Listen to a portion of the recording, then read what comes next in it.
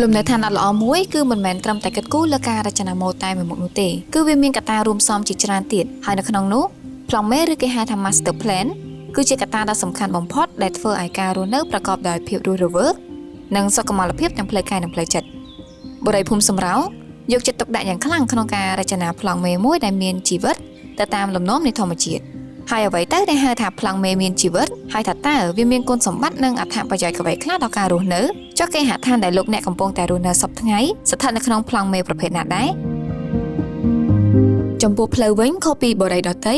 ដែលរៀបចំប្លង់ផ្ទះជាជួរត្រង់ទល់មុខគ្នានឹងមានសួន Central Park មួយនៅកណ្ដាលបុរីភូមិសំរោងរៀបចំផ្លូវដែលបត់បែនពីផ្ទះមួយទៅផ្ទះមួយតាមលំនាំធម្មជាតិ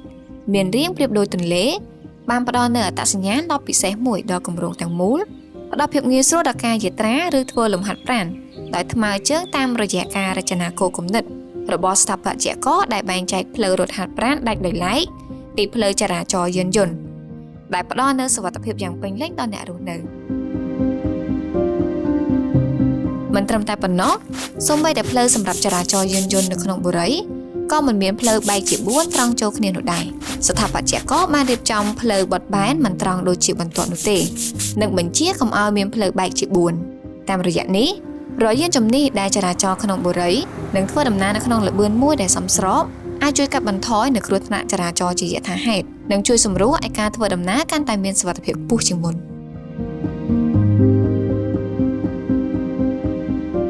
បាននិយាយពីផ្ទះផ្លូវទាល់វិញពីមុនយើងតែងតែមើលរំលងនិងគិតថាផ្ទះដែលមានទីតាំងផ្លូវទាល់គឺជាទីតាំងដែលមិនសូវល្អ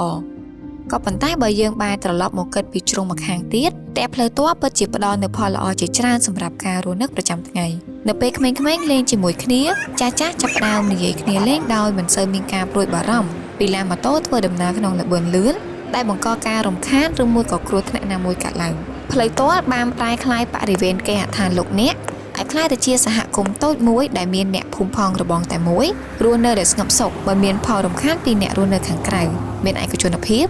និងសុខសុវត្ថិភាពយ៉ាងពេញលេញហើយផ្លូវទាល់នេះដែរក៏ជាលំហរួមមួយដែលអាចឲ្យអ្នករស់នៅក្នុងបរិវេណនោះយកមកប្រើប្រាស់ជាប្រយោជន៍នៅពេលដែលមានកម្មវិធីម្ដងដែលអាចប្រើប្រាស់លំហមួយនេះបានដោយមិនធ្វើឲ្យកកស្ទះនិងប៉ះពាល់ដល់ចរាចរណ៍ក្នុងបុរីទាំងមូលផងដែរគ្រប់ប្រភេទគេហដ្ឋានទាំងអស់របស់បុរីភូមិសំរោងស្ថាបត្យករបានច្នៃឲ្យមានសួនខាងក្រោយផ្ទះនៅក្នុងទំហំមួយដែលសមស្របសួនខាងក្រោយផ្ទះគឺជាធាតុផ្សំសំខាន់បំផុតមិនអាចបំភ្លេចបាន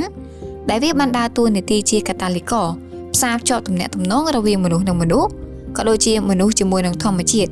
ឲ្យកាន់តែមានភាពស្និទ្ធស្នាលនិងរស់រវើកតួយ៉ាងធម្មជាតិបៃតងក៏បានបង្កើននូវសោភ័ណភាពដ៏ទាក់ទាញនិងជាចំណីចក្ខុដ៏ស្រស់ត្រកាល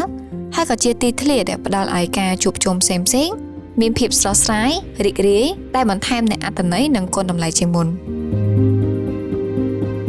ពន្លឺហើយនិងលំហូរខ្យល់បានក្លាយទៅជាធាតុផ្សំមួយទៀតដែលគេទាញយកពីធម្មជាតិក្នុងកម្រិតមួយដែលបានផ្ដល់ផលចំណេញដល់អ្នករស់នៅតាមរយៈការរចនាគេហដ្ឋាន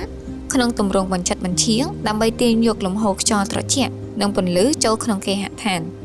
និងរៀបចំបង្អួចមិនឲ្យថ្ងៃចាំងចំត្រង់ពេកនាំយកខ្យល់ត្រជាក់ចូលតាមបង្អួចមួយនិងខ្យល់ក្តៅចេញតាមបង្អួចមួយទៀតប្រកបដោយភាពច្នៃប្រឌិតនិងគិតគូរបានយ៉ាងដិតដល់ជាទីបំផុតទាំងអស់នេះហើយសុទ្ធតែជាធាតុផ្សំក្នុងការធ្វើឲ្យប្លង់មេនៃគម្រោងទាំងមូលប្រែក្លាយទៅជាប្លង់មេមានជីវិតហើយទាំងនេះក៏ជាអ្វីដែលបុរីភូមិសំរោងបានសម្រិតសម្រាំងនិងគិតគូរយ៉ាងយកចិត្តទុកដាក់ជាទីបំផុតក្នុងការពំនាំប្លង់មេបែបនេះមកផ្ដល់ជូនដល់អ្នករស់នៅទាំងអស់ដើម្បីឲ្យការរស់នៅប្រកបដោយសុភមង្គលនិងបង្កើនគុណតម្លៃនៃជីវិតឲ្យបានកាន់តែប្រសើរជាងមុន។